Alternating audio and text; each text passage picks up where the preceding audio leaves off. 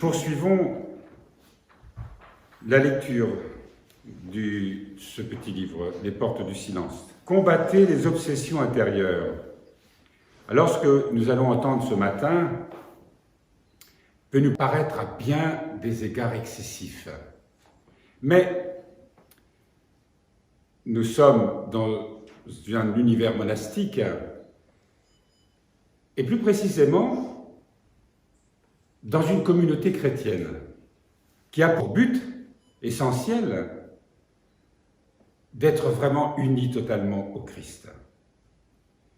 Mais pour cela, il faut prendre conscience de tout ce qui nous empêche, tout ce qui empêche cette union. On n'est pas là dans les grandes passions, les grandes débauches, comme nous l'avons entendu tout à l'heure dans Saint Paul, mais on est dans ces petites choses quotidiennes où notre orgueil se manifeste en permanence. Nous vivons dans une culture qui évidemment ignore dans l'essentiel ce cheminement spirituel. Mais dans une vie communautaire, évidemment, il est important de savoir comment nous fonctionnons et comment nous pouvons parvenir à vraiment nous ouvrir à la grâce de Dieu et nous libérer de ces chaînes qui nous entravent tout au long d'une existence. Nous avons vu la dernière fois combien nous pouvons être agités par toutes sortes de pensées, d'a priori à l'égard des autres, de réactions multiples, et tout ceci vient évidemment de ce qu'on appelle l'amour-propre. Donc là, c'est un chartreux, donc vous savez, de ces moines contemplatifs qui propose cette solution. Une âme peu douée de lucidité naturelle, mais qui saurait en convenir, c'est-à-dire quelqu'un qui connaît ses limites. Donc cette âme qui se soumettrait au jugement d'un directeur, d'un guide, même si ce dernier ne possède qu'un jugement moyen, serait par là même délivrée de maints scrupules, de maintes sottes pensées, dont une autre sera obsédée.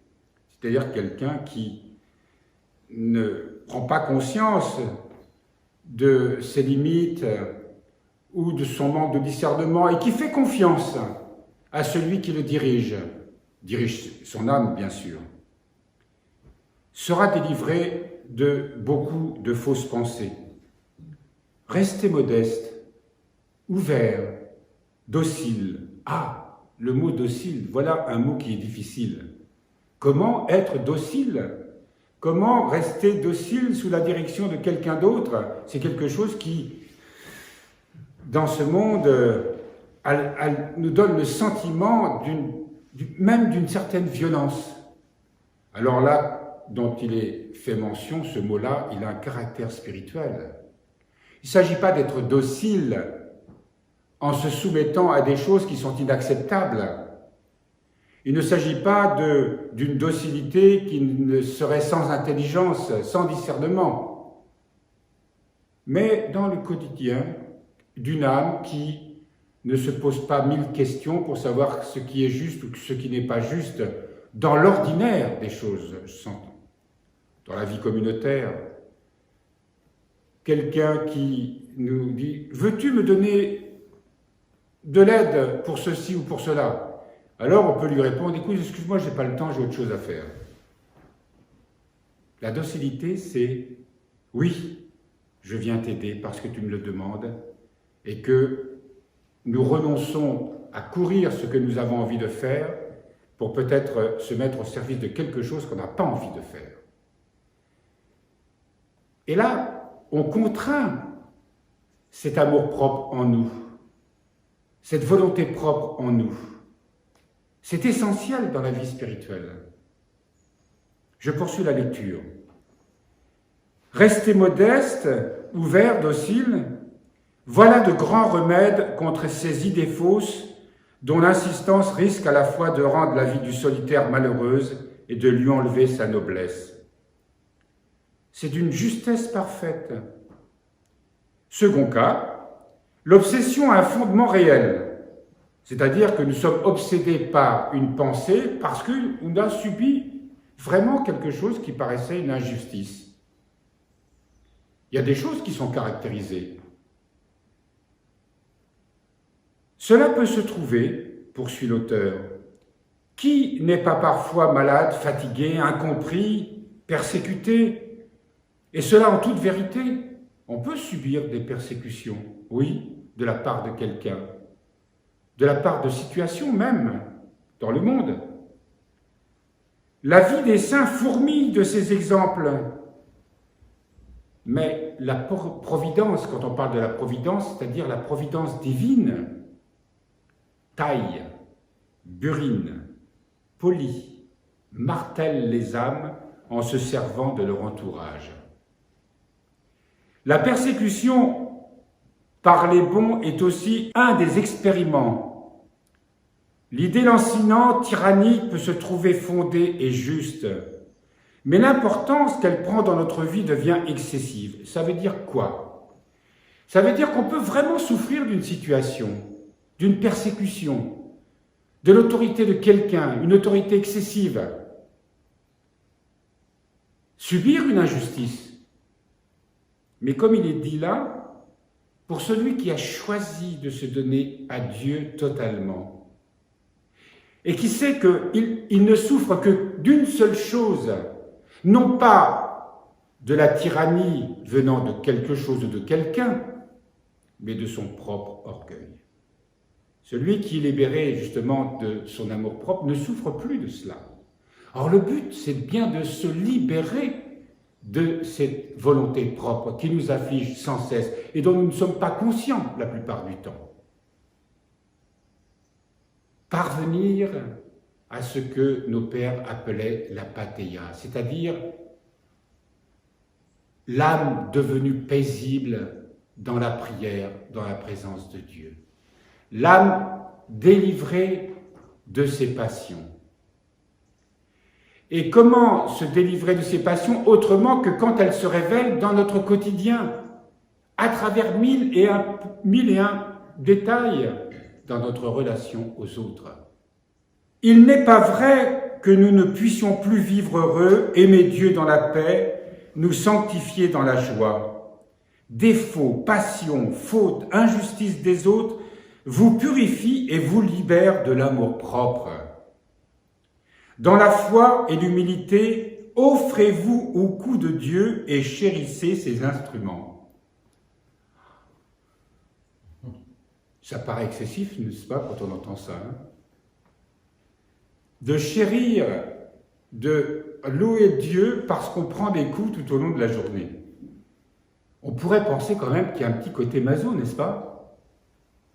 Et pourtant, pour nous qui vivons en communauté et pour nous qui désirons vraiment vivre cette sanctification qui nous libère peu à peu, et à chaque fois que nous nous renonçons, quelle que soit la forme, une grâce de paix nous est donnée. Un peu plus de la grâce de Dieu nous habite. À partir du moment où nous faisons le vide de nous-mêmes, Dieu prend la place, c'est tout à fait naturel. Mais voyez combien on se débat, on se défend, on se justifie. Combien nous sommes encombrés. Combien même parfois, comme ce chapitre nous le montre, combien nous pouvons être obsédés par ces pensées, ces justifications qui nous habitent. Combien de pardons qui n'a pas été fait, de blessures que nous avons reçues et qui nous poursuivent toute la vie. Et qui ne manquent pas de ressortir à la moindre occasion, de se rouvrir cette blessure à la moindre occasion. Et pourtant, c'est vrai que nous subissons des injustices. Ce monde même dans lequel nous vivons est injuste, sans cesse, absurde parfois, même. Il n'en demeure pas moins qu'il est ce monde ce qu'il est parce que nous sommes prisonniers de cet orgueil. Et notre travail le plus important, c'est de comprendre ce qu'est véritablement une vie spirituelle. Nous faisons des exercices de méditation, nous prions, comme nous ce matin. Mais tout ceci est utile pour que nous puissions apprendre à nous intérioriser, et surtout à nous intérioriser, c'est-à-dire à nous réfugier dans le Seigneur chaque fois que nous sentons le trouble de la colère, du ressentiment, de la jalousie, tout ce qu'on voudra venir nous habiter. Nous délivrer de cela par la grâce de Dieu. Dieu vient à notre secours. Dieu nous donne les armes du combat spirituel. Et les armes du combat spirituel, ce sont le discernement. C'est la force de se relever lorsque nous sommes tombés. C'est la foi qui grandit en nous dans la certitude, l'espérance que toutes les promesses que Dieu nous a données se réaliseront dans notre âme. Ne nous effrayons pas de ce qui peut arriver tout au long du quotidien. Ne nous effrayons pas d'être en but justement avec cet orgueil, avec cet amour-propre qui va se révéler ici ou là. Au contraire, accueillons ces instants avec espérance. Alors là, évidemment, il dit « chérissons », il emploie des mots forts. Dans la foi et l'humilité, offrez-vous au cou de Dieu et chérissez ses instruments. Il est évident que ce n'est pas Dieu qui vient nous châtier, qui vient nous punir. Ce sont évidemment des métaphores. Mais Dieu permet que nous soyons éprouvés pour qu'on se tourne vers lui, qu'on se rende compte que sans lui, on ne peut rien. Parce qu'il veut nous donner son amour. Si nous souffrons, c'est parce que nous sommes sans amour. Nous souffrons de nous-mêmes, du trop grand amour de nous-mêmes. Mais lorsque nous faisons l'expérience de l'amour divin, de l'amour spirituel, alors c'est une véritable révélation. Et voilà que le cœur est rempli de paix, est rempli de joie. Et le voilà que le cœur est libre. Et oui, même si nous sommes éprouvés, nous pouvons être en paix et heureux. Alors, il y a une phrase, « C'est peu de plier et de battre en retraite quand on a tort. » Avec Jésus-Christ, accepter d'un cœur paisible et silencieux d'être injustement molesté. Pas facile, hein, quand même.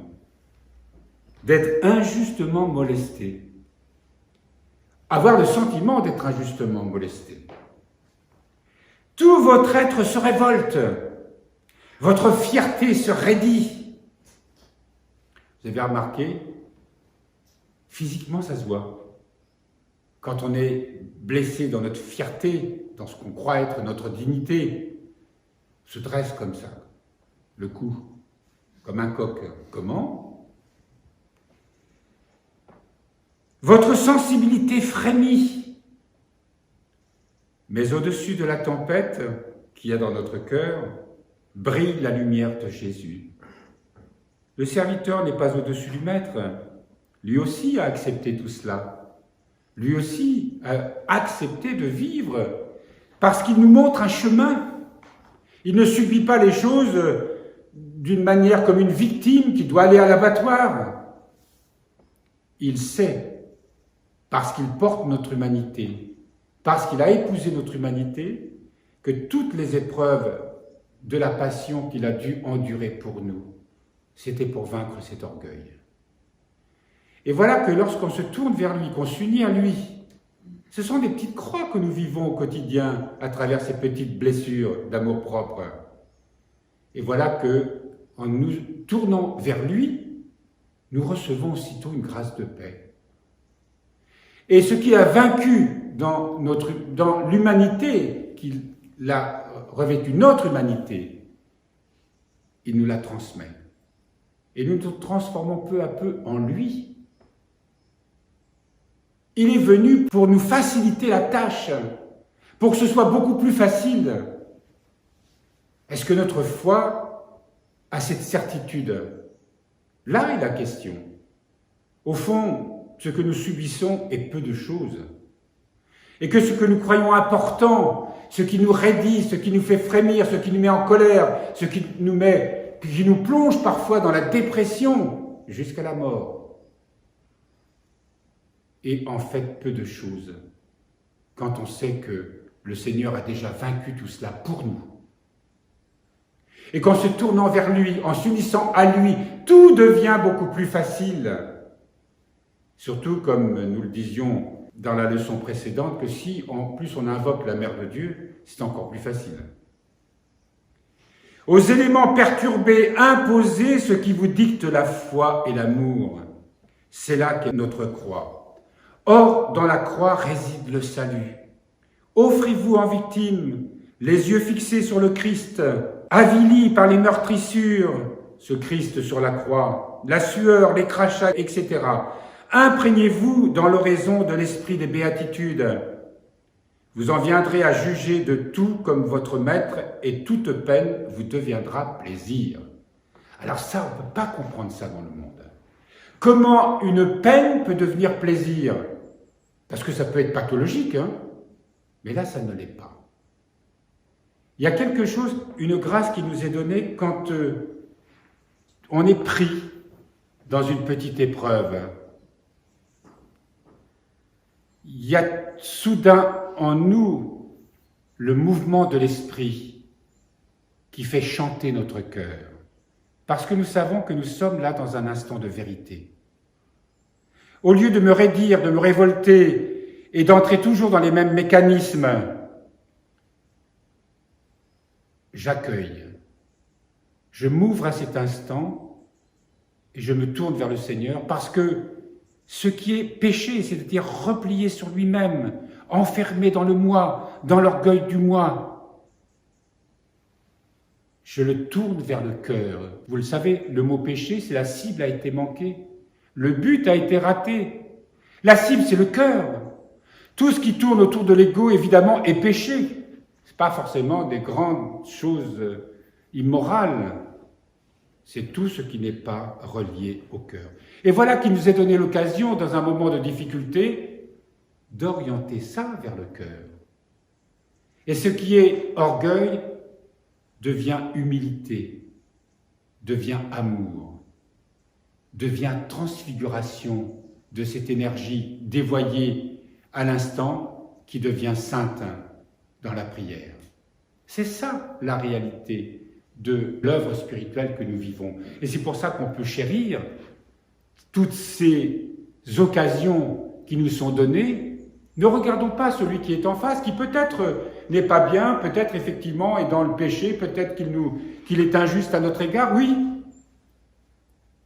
Qu'on le croit vraiment ou même si c'est pas vrai, peu importe, dans cette foi et dans cette connaissance spirituelle, si nous l'accueillons, alors commence une vraie transformation et s'installe en nous une paix qui sera de plus en plus durable. Et les événements de la vie, nous les recevrons comme j'ose une image, c'est comme la pluie qui tombe sur le dos d'un canard. Vous savez, le canard, lui, il est créé pour aller sur l'eau. Donc il a un pelage qui est gras, l'eau ne rentre pas. Mais de même que dessous l'eau ne rentre pas, quand il prend de l'eau sur le dos, eh bien ça coule et ça ne l'affecte pas. Une fois que la pluie est passée, il se secoue et il reprend sa marche. Eh bien, c'est un peu ça. Les images sont toujours évidemment relatives, mais accueillons ce qui vient sans nous soucier, sans tomber dans les mêmes travers et soyons toujours dans l'action de grâce. Tout contribue au bien de ceux qui aiment Dieu, nous rappelle saint Paul. Je termine par cette phrase du Seigneur. « Celui qui veut venir après moi, qu'il se renonce lui-même, qu'il prenne sa croix et qu'il me suive. » En vérité, connaissez-vous une autre voie? Eh bien, il n'y en a pas d'autre.